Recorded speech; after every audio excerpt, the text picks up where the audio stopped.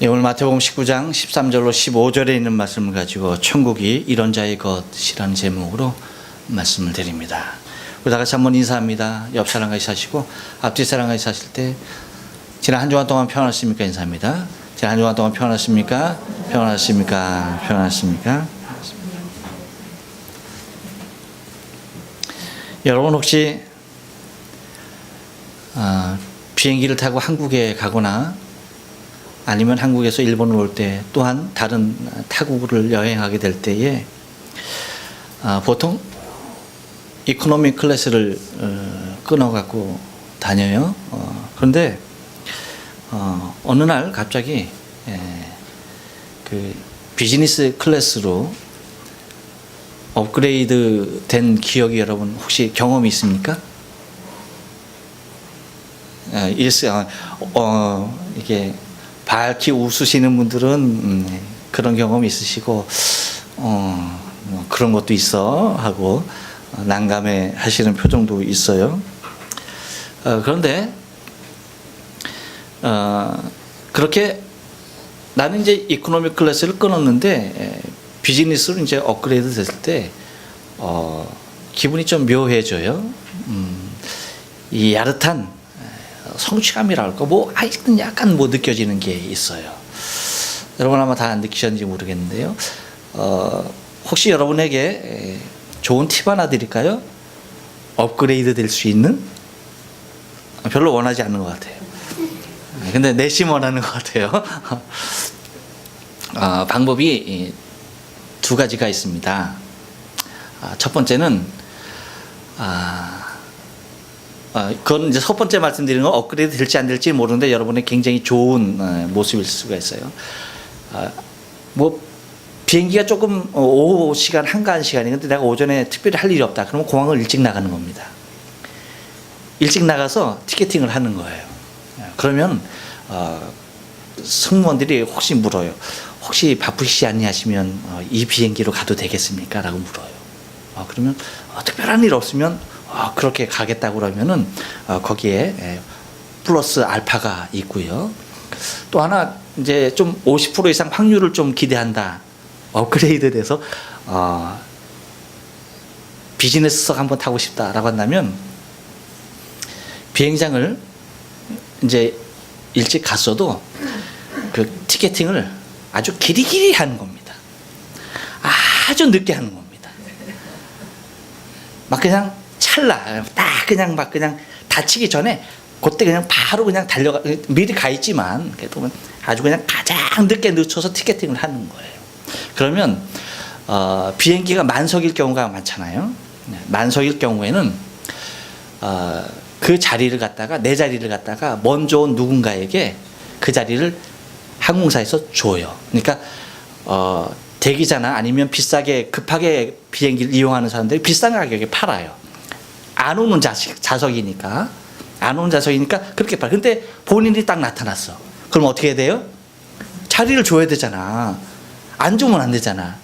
그러면은 그때 이제 비즈니스석은 대부분 이렇게 비어 있는 자리가 있어요. 그러면 저기 굉장히 죄송한데 아니면은 저기 당첨되셨습니다. 뭐 이런 용어를 써가면서 비즈니스석을 올리는 경우가 종종 있습니다. 절대는 아니니까 이 말 듣고 또 해봤다가 안 된다 해서 시험에 들으면 안 돼. 우리 목사님, 그러시면 안 돼요. 그러시면 안 되고 혹시나 해서. 근데 그렇게 됐을 때 굉장히 그 야릇하게 느끼는 무언가 있다는 거예요. 혹시 여러분 그런 느낌 중에 이런 느낌 받으셨지 않았어요? 상당히 누군가와 차별화되어진 그러한 느낌 같은 거 받지 않으셨습니까? 익숙해진 경험이 아니라서 그냥 굉장히 멋쩍게 하셨다는 표정들인 것 같아요. 근데 어떻게 됐든 여러분 근데 사람에게 있어서 이렇듯 차별화된다는 것은 단순히 결코 좋은 경험만은 아니에요. 어쩌면 실상이 우리의 삶 가운데서는요 차별화된다라고 하는 것은 매우 견디기 힘든 일이 아닐 수가 없다는 거죠. 그런데 차별이라고 하는 것은 우리가 느끼거나 느끼지 않거나 아니면 우리의 의지와는 상관없이 굉장히 많은 곳에서 일어나고 있는 것들을 바라보게 돼요. 여러분, 민족 간에도 굉장한 차별이 있습니다. 국가 간에도 차별이 있어요. 패스포트가 어느 나라 거냐에 따라서 여러분 차별이 굉장합니다. 과거에는 독수리 패스포트가 최고였죠. 그렇죠? 물론 지금도 그런 영향은 있어요. 그렇지만 요즘은 뭐 대한민국 여권이 최고라고 그러더라고요. 그 도 선생님들이 이렇게 여권 중에서 가장 선호하는 여권이 대한민국 여권이라고 그래. 가장 고가에 매매할 수 있다고 그러더라고요. 여권 여러분 분실 안 하도록 잘 하셔야 합니다. 그런데 국가적인 차별뿐만 아니라 사회적으로도 많은 차별이 있고, 또한 가진 사람과 갖지 못한 사람들 간의 차별 또한 있는 것도, 심하게 존재하는 것도 바라보게 됩니다. 그 중에서 여러분 가장 큰 차별이 전반적인 사회에 있어서 바로 오늘 본문의 내용, 바로 이 부분이 아닐까 하는 생각이 듭니다. 뭐냐 하면, 여러분 그 마태복음 18장에서 이와 비슷한 말씀이 나오죠. 혹시 여러분 기억하십니까? 어떤 말씀이에요? 마태복음 18장에 보면은 처음 부분이죠. 마태복음 18장에 예수님께서, 그러니까 제자들이 천국에서 누가 큽니까? 라고 할 때 여러분 기억하시죠? 예수님이 그 천국이라는 얘기 듣고 막 그냥 감동하셔서 말씀하셨던 거 여러분 기억하시죠? 그래서 누가 큽니까? 라고 할 때에 예수님이 어린아이 하나를 데리고 당신 앞에 세우세요. 이 부분하고 굉장히 흡사한 모습 아닙니까? 그래서 동일한 모습, 동일한 본문 아니면 동일하게 해석을 할 수 있는 경향이 많이 있습니다. 근데 오늘 본문 우리가 좀 자세히 살펴보면은 그 모습과는 전혀 다른 모습을 우리는 발견해낼 수가 있어요. 아까 말씀드린 18장 2절에서 예수님께서 아이를 세우는 것은 당신이 스스로 아이 중에 하나를 불러 세우신 거고요. 오늘 몇 장입니까? 19장 13절에서 나오는 말씀은 다른 것이 아니라 부모들이 아이들을 데리고 아이들에게 예수님께서 안수해 주시기를 원하셔서 데리고 나왔던 상황에 제자들이 굉장히 꾸짖는 그 모습인 것을 바라볼 수가 있는 거예요. 그러니까 오늘 본문은 무엇이냐면, 우리가 지난번에 18장에서 본 그러한 본문은 천국을 얘기할 때에 전적으로 예수를 의지하는 자를 묘사했을 때에 천국이 본문에서 말하는 대로 이와 같이, 이런 어린아이와 같이 되지 아니하면 결단코 천국에 들어가지 못하리라 라고 말씀하신 것이고, 오늘 본문에서 얘기하는 것은 그렇게 말하지 아니하시고 이렇게 말씀하세요. 천국이 이런 자의 것이다 라고 말해요. 천국이 이런 자의 것이다. 분명히 달라요. 그 의미를 우리가 좀 깊이 생각해 볼 필요가 있다는 것입니다. 그런데 우리가 본문 18장 말씀부터 계속해서 보는 것, 곧 예수님께서 두 번째 순환을 당하실 것에 대하여서 17장에서 말씀하시고, 그 다음에 18장, 19장, 20장 계속해서 주님께서 말씀하시는 천국에 대해서 말씀하시는 것을 보면은, 천국이 과연 누가 들어갈 것이냐, 어쩌면 자격을 논하는 모습과도 매우 흡사한 모습으로 이야기해주고 있는 것을 바라보게 되어져요. 그래서 천국에 들어갈 자격에 대해서 말씀하는 것과도 같은데, 그 18장 그 15절로 20절에서는 용서받은 자가 들어가는 것이 천국이고, 또한 18장 그 21절로 35절은 용서하는 자가 들어가는 것이 천국이고, 그 다음에 이제 19장으로 넘어와서 지난주에 본 것이죠. 지난주에 본 것, 곧 3절로 9절에 있는 말씀은 이혼의 사욕에 사로잡히지 않은 자, 그 다음에 10절로 12절에서는 천국을 위하여 독신하게 되는 자, 이런 자들, 곧 천국에 누가 들어갈 것이냐라고 할 때 그 자격 조건에 대해서 쭉 살펴보는 것과도 일맥이 상통하는 것을 바라보게 되어져요. 근데 오늘 본문은 그러면 무엇이냐라고 하는 것이죠. 그것은 다른 것이 아니라 오늘 본문을 통하여서는 제자들의 모습에서 굉장히 큰 힌트를 찾아낼 수가 있어요. 뭐냐 하면 당시의 상황, 당시 이스라엘 유대의 상황은 랍비나 서기관, 제사장, 곧 종교 지도자들에게 가서 아이들을 데리고 가서 축복 기도를 받는 것이 거의 법례처럼 돼 있었어요. 그러니까 예수님 앞에 찾아 나와서 예수님께 안수기도 받기를 원했던 것도 뭐냐면 예수님을 그러한 아주 훌륭한 종교적인 리더로 인정했다는 것이죠. 누가? 일반적인 백성들이. 그러니까 그렇게 나오는 것이 관례예요. 그런데 그렇게 나오는 아이들을 데리고 나오는 부모를 향하여서 예수님의 제자들이 굉장히 꾸짖는 것을 바라보게 됩니다. 그래서 13절 말씀에서 그렇게 얘기하죠. 때에 사람들이 예수의 안수하고 기도하심을 바라고 어린아이를 데리고 오매 제자들이 꾸짖거늘이라고 얘기합니다. 이렇게 예수님 제자들이 예수 앞에 나오는 어린아이를 데리고 나오는 부모들을 꾸짖는 이 상황을 통해서 우리가 바라볼 수 있는 것은 곧 굉장히 시대적으로 차별화했던 무엇인가가 존재했던 것을 우리는 찾아낼 수가 있다는 것이죠. 여러분, 현재의 우리의 상식으로는 이 제자들의 이러한 경우, 이러한 일들, 이것은 무엇입니까? 굉장히 어떻게 취급될 수가 있는 거예요? 무식한 모습으로 취급될 수가 있는 거예요. 그래서 우리가 우리의 지금의 상식으로 보면은 상당히 무식한 사람들로 느껴져요.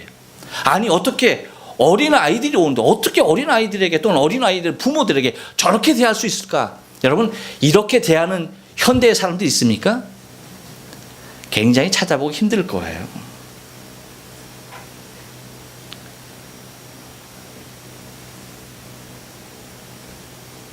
지금은요, 진짜 어른이 누구냐라고 할 때 어른이 아니라 아이들이잖아요. 그렇죠? 지금의 시대는 진짜 어른이 누구냐? 아이들이에요. 아이들이 가장 존경을 받는 그러한 시대를 우리는 살고 있어요. 그런데 아이들이 이렇게 대접받는 이러한 풍토가 여러분 결코 오래되지 않았어요. 20세기에 들어오면서 어린아이들을 향한 인권에 대한 문제가 제기되기 시작했어요.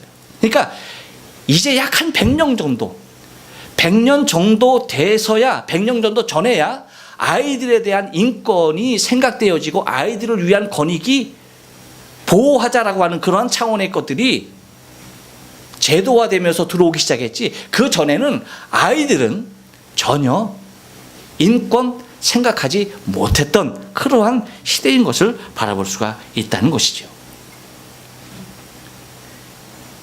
여러분, 뭐 100년까지 갈 것도 없어요. 저희 어렸을 때만 하더라도요, 그랬어요. 누군가가 집에 찾아오잖아요. 그러면 여러분 어땠습니까? 지금은 다 거의 아파트라서 이렇게 집 앞에 들어와서 집 대문에 초인종 달린 그것을 누리지만, 옛날에 저희 살 때는 다 거의 어느 정도의 집이었습니까? 거의 다 이렇게 집이 있고 대문이 있고, 그렇죠? 그래서 그 대문까지 걸어 나가는 누군가가, 옛날엔 그 요비링이라고 그랬네. 참 일본 말이었네 그게, 그렇죠? 네. 초인종을 누르면은 거기에 달려가서 누구세요라고 그렇게 이제 묻는 그러한 때였어요. 그럴 때 여러분 어땠는지 아세요? 이렇게 말합니다. 안에 아무도 없니?라고 물어요. 안에 아무도 없니? 이 말이 여러분 굉장히 평범하게 들리는 말이지만, 내가 아이 때니까 아무 생각 없이 그냥 아무도 없어요 뭐 그렇게 얘기했지만, 지금 와서 가만히 생각해 보니까, 야, 이거 뭐 나는 인간도 아닌가 봐? 나는 사람 취급도 안 하는 거예요. 아니, 나는 뭐야? 난 사람도 아닌겨? 나 유령인겨? 그렇죠? 그렇게 돼. 뻔히 앞에 내가 있음에도 불구하고 안에 아무도 없니? 누구 없니? 라고 묻는 거예요. 그나마 여러분 조금 배웠다라는 분들은 좀 달랐어요. 그분들은 어떻게 물었냐면 이렇게 물었어요. 어른 안에 계시냐? 그렇게 물었어요. 그러니까 인격적으로 조금 그렇게 성숙한 분들도 아이들은 뭐예요? 상관하지 않겠다는 거죠. 상관하지 않는다는 얘기죠. 그런데 그 중에서도 간혹 아주 교양 있는 분들이 있었습니다. 정말 교양 있는 그런 분들이 계셨어요. 나가면 너만 있니? 너 혼자니? 라고 아주 다정스럽게 묻는, 나의 존재를 인정해주는 누군가가 있었습니다. 이름하여 도선생. 요즘 애들은 도선생이 의미도 몰라. 도둑님들, 그분들은 나의 존재를 아주 충분하게 인정해 줬어요. 너 혼자 있니? 너만 있는 거야? 나에 대한 그런 관심, 나에 대한 큰 관심을 보이면서 아내의 정보를 빼내는 아주 그런 것 외에는, 그렇지 않습니까? 심지어는 도선생뿐만 아니에요, 여러분. 일반 사람들뿐만 아닙니다. 길거리 약장사들도 굉장히 차별하고 무시했어요. 그래서 그랬어요. 약 팔기 전에 꼭 얘기했어요. 애들은 가라. 그랬어요. 애들은 가라. 그러면서 뭐 요강이 깨지느냐 안 깨지느냐 그렇게 얘기했던 기억이 나요.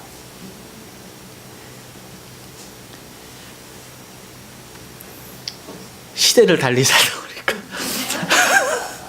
애들은 가라가 이해가 안 되는 그런 모습이. 그래. 하여튼 옛날에 약장수들이 길에서 그랬어요. 왜 가야 하는지 이유도 없이, 이유도 모르는 채 애들은 쫓겨나야 했어요. 아무튼 그랬어요.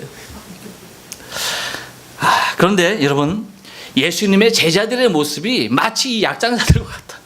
애들은 가라. 야, 왜 와가지고 신경 쓰이게 하느냐라고 하는 그런 약장수가 생각이 나요. 갑자기 더워지네.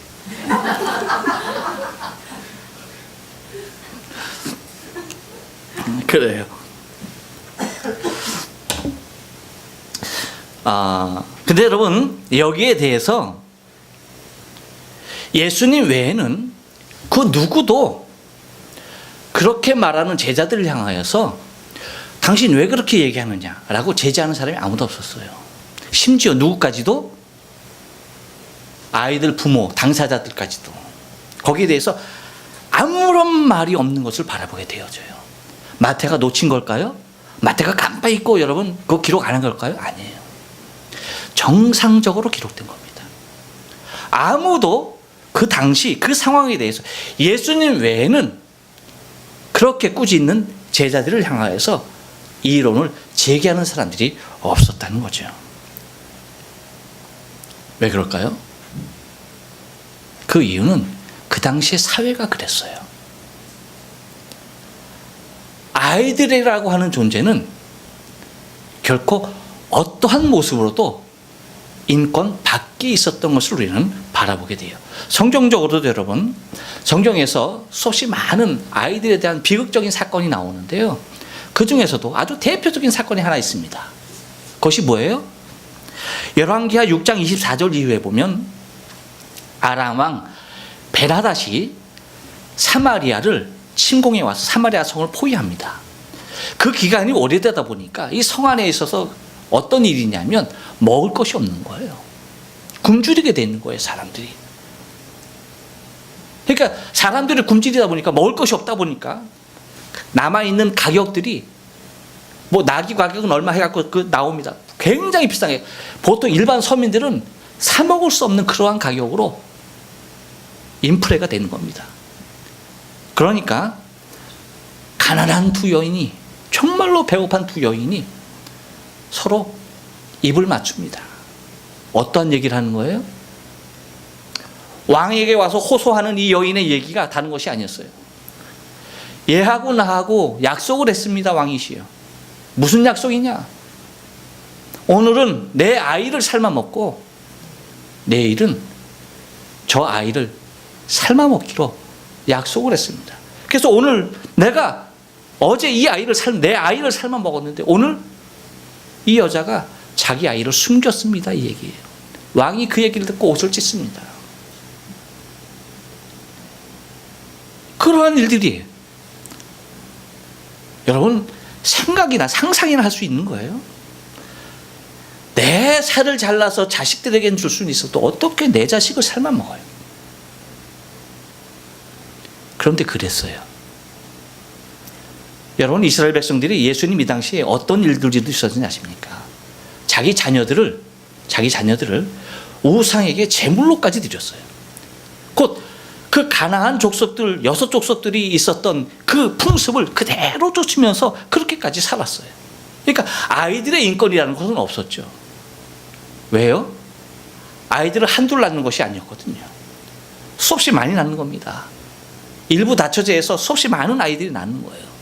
그러다 보니까 현찮은 아이들은 어떻게까지 하는 건지 아십니까?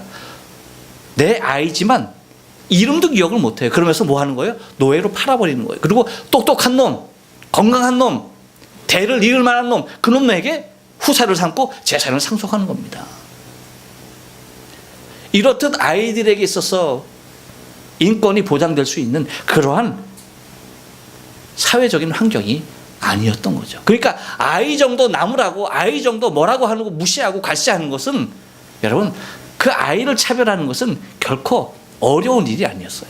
그러니 그렇게 얘기하는 예수님의 제자들에 대해서 그 누구도 나서서 이야기할 수가 없었던 상황이죠.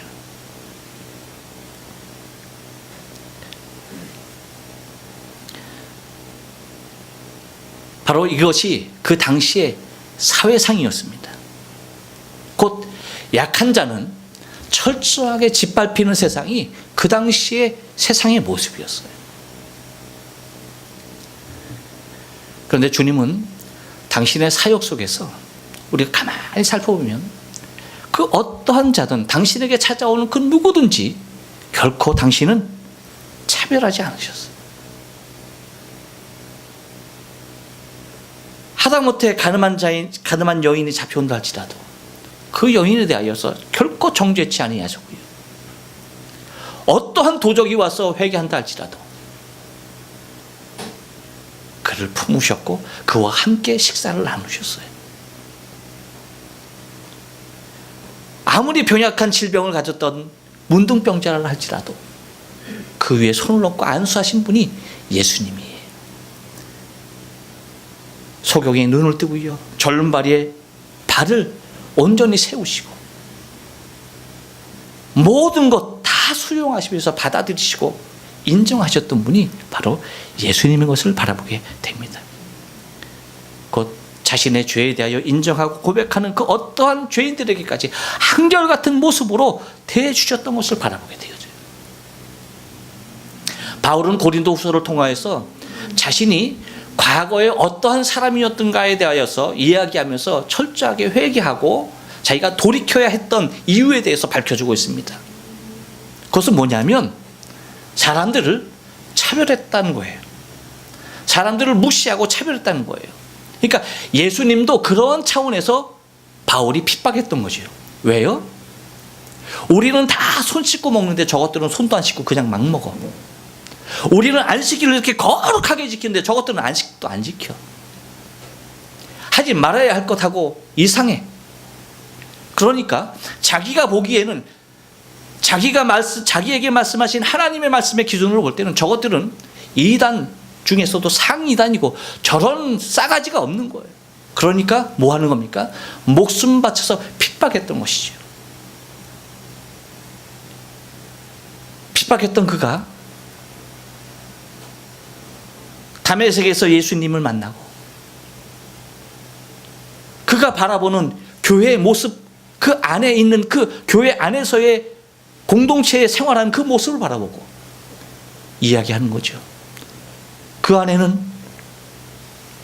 왕족으로부터 시작해서 귀족, 그것뿐만 아니라 노예, 그리고 세리, 장녀, 할 것 없이 모든 사람들이 어우러져서 예수 그리스도 이름으로 예배하고 있는 그 모습을 바라보게 되는 겁니다. 자신은 다 부정하다라고, 다 죄인이라고 멀리했던 그들이 하나가 되어져서 한 가지로 찬송하고 한 가지로 예배하는 그 모습을 바라보게 되는 거죠. 그래서 여러분 그가 고린도후서 5장 14절에서 자기가 뭐라고 말합니까? 모양으로, 사람의 모습으로, 외관적인 모습으로 사람을 판단했다는 거예요. 그것이 얼마나 잘못된 것인지 회개하면서 그럼 나는 이제 똑바로 살겠다라고 하면서 그 의지를 16절 17절에서 이렇게 말합니다. 그러므로 우리가 이제부터는 아무 사람도 육체대로 알지 아니하노라. 이제는 외관적인 모습으로 내가 사람을 취하지 아니하고 판단치 않겠다라고 그렇게 살겠다는 거예요. 그러면서 비록 우리가 그리스도도 육체대로 알았으나 이제부터는 이와 같이 알지 아니하노라. 겉모습으로 알았던, 육체적으로 알았던 그 모습 모든 것을 다 버렸다라고 얘기하는 겁니다. 그러면서 이렇게 얘기해요. 17절에서 그런즉 누구든지 그리스도 안에 있으면 새로운 피조물이라 이전 것은 지나갔으니 보라 새 것이 되었도다라고 말합니다. 내가 새 것이 되었다라고 고백하는 바울은 도적질하던 놈이, 살인하던 놈이, 간음하던 놈이 그런 거 안 하고 새 사람 되었다는 얘기가 아니에요. 외관적으로 비판하고 판단했던, 곧 차별했던 자신의 의식의 기준, 그 모든 것을 다 깨버렸다는 거예요. 무시하고 차별했던 그 모든 것을 다 잠재우고 이제는 예수 그리스도의 시각으로 주님이 모든 것을 포용했듯이 내가 모든 것을 새롭게 안는 새로운 피조물이 됐다라고 고백을 하는 것을 바라보게 되어져요. 그런데 여러분, 21세기 교회 과연 어떨까라고 하는 거예요. 교회 안에서는 그러면 바울이 교회 안의 모습을 보고 회개했던 바울이 정말로 뉘우치면서 내가 그렇게 살지 않겠다라고 그렇게 다짐했던 바울의 시각에서 지금의 교회를 보면 과연 어떨까?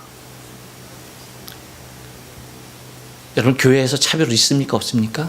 없습니까? 차별이 있다고 얘기할 수밖에 없고요. 아니, 있다라고 얘기하기는 좀 부족한 것 같아요. 차별 중에서도 가장 심한 차별이 교회 안에 있지 않습니까? 평신도들은 자기가 맡은, 자기에게 주어진 직분을 들어가면서 나는 장로요, 안수집사요, 권사요, 집사요, 그런 모습으로 이제 갓 교회에 들어온 많은 성도들에게 상처를 입히지 않고 있는가? 또 여러분, 다니는 교회 이름 대면서 나는 이런 교회 다닌다, 저런 교회 다닌다, 큰 교회 이름을 대면서 그 교회 성도된 것이 마치 무슨 큰 벼슬이라 하는 것처럼. 그래서 작은 교회, 무명의 교회, 개척교회 다니는 사람들은요, 교회 이름도 어디서 대기도 힘들어요. 무슨 교회 다녀요? 무슨 교회라고? 무슨 교회요? 어디 있어요? 뭐? 하면서 아주 신문을 해오죠. 어디 있느냐? 담임 목사님 이름 뭐냐? 하면서 교단은 어디냐? 세상에. 근데 큰 교회 다녀보십시오, 여러분. 아무개 교회라고 얘기하면 묻지도 않아요. 아, 그래요가 됩니다.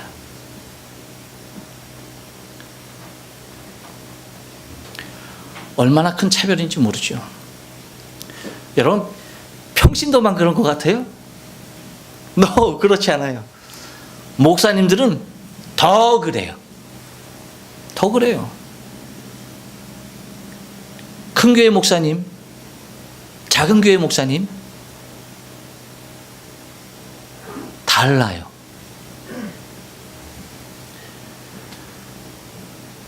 교회 건물 크기에 따라서 다르고요, 성도의 수에 따라서 다르고요, 달라요. 얼마나 큰 차별인지 몰라요. 그래서 그 차별, 자존심 강한 사람들은 그 차별 이기지 못해서 무리하더라도 뭐 하는 거예요? 멀쩡한 예배당 다 헐고 새로 짓고 더 크게 짓고 어떤 돈이라도 끌어다가 크게 짓는 겁니다. 무엇이 나은 비패입니까? 차별이 나은. 정말 주님께서 차별받는 자들을 다 안으시면서까지 사랑해 주셨는데 우리는 그 주님을 따른다고 하면서 우리 스스로가 차별하려고 하고 내 스스로가 차별받는 그 모습 속에 견디지 못하고 살아가는 우리의 모습을 바라보게 된다는 거예요.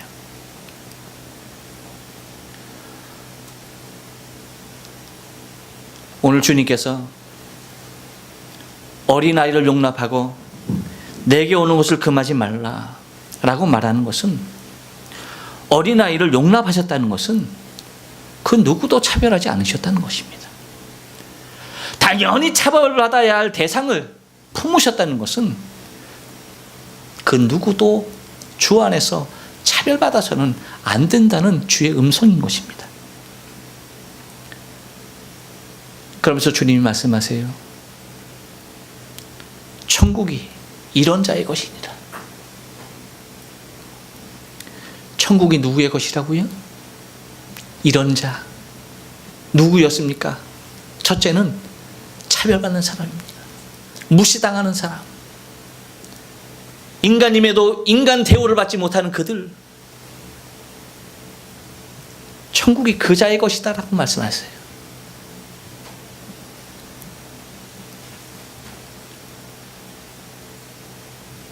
또한 차별당하는 자의 것이기도 하지만 그런 자의 것이다 라고 하시는 것은 결코 그 누구도 차별하지 않는, 그 누구도 무시하지 않고 그 누구라도 품고 살아가려고 하는 자의 것이지, 바로 천국이 그 자의 것이다 라고 말씀하시는 거예요. 여러분, 누군가를 차별한다는 것은 아직도 그리스도 안에서 자신의 진정한 모습을 발견하지 못한 자의 상태임을 스스로가 고백하고 있는 것과 다름이 없습니다.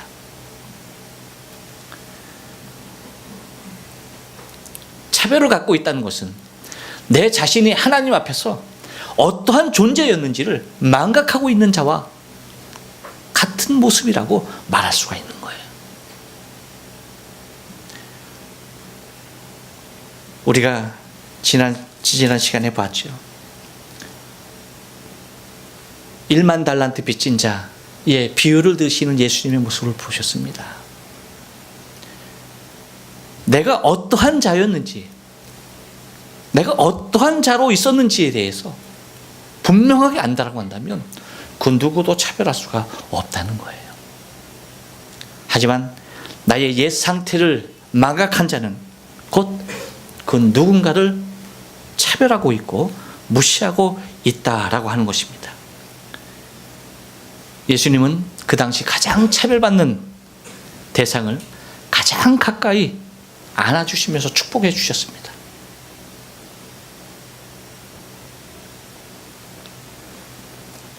여러분, 혹시 누군가에 의해서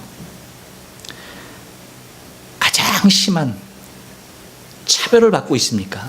혹시 가장 심한 차별을 받고 있는 사람이 눈에 보이십니까?